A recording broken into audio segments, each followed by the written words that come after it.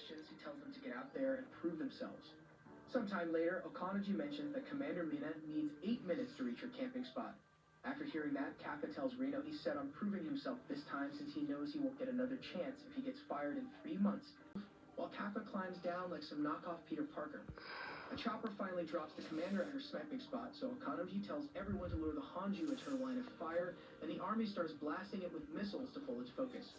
From a distance, Captain Soshiro tells the recruits to stay sharp, and Kafka answers with his 1% unleashed combat power, but the first Yoju smacks him straight into the trash. The senior then starts clowning the recruits, which ticks Kikoro off, so after he tells them to go hide home and suck her thumb, she gives a smug reply and then wipes out the entire horde by herself. While everyone watches her in shock as a single thumbs up from Daddy Kafka makes her blush so hard her suit tells her to calm down.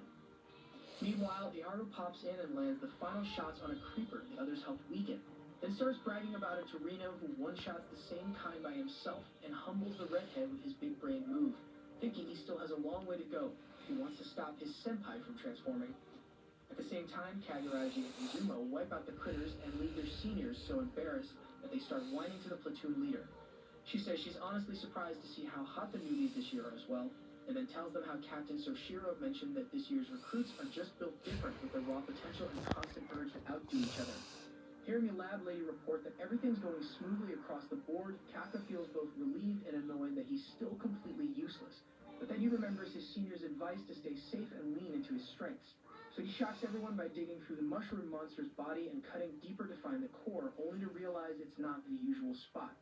Right after, he notices something sketchy and reports to Captain Soshiro that the weak point is on the side, but also points out they've got balls, meaning if they don't destroy everyone, many more monsters will spawn.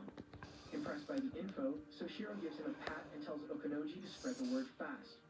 Feeling proud of his contribution, Kafka rushes off to make himself even more useful and earn a spot next to Mina. But just as he gets in the zone, a massive explosion cuts his thoughts short. The big boss finally reaches the right spot, so the military bombs it while foot soldiers lay cover fire to hold it down. From a rooftop, the commander sets up her big black blaster and after clearance recalls Kafka's promise to be a cooler soldier, deciding to show off her aura.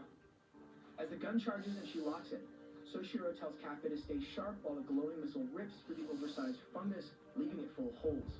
Kafka's eyes nearly pop out when she fires a second shot to finish it off, then lands a third just to be sure. Everyone in the control room celebrates, but when she asks for a fourth clearance and Okanoji talks back, she reminds him it's not a request. Kafka is just as blown away by Mina's hip vibe, so Soshiro asks if he really thinks he's worthy of standing by her, to which he smugly asks why Teru Orochimaru thinks he even comes close.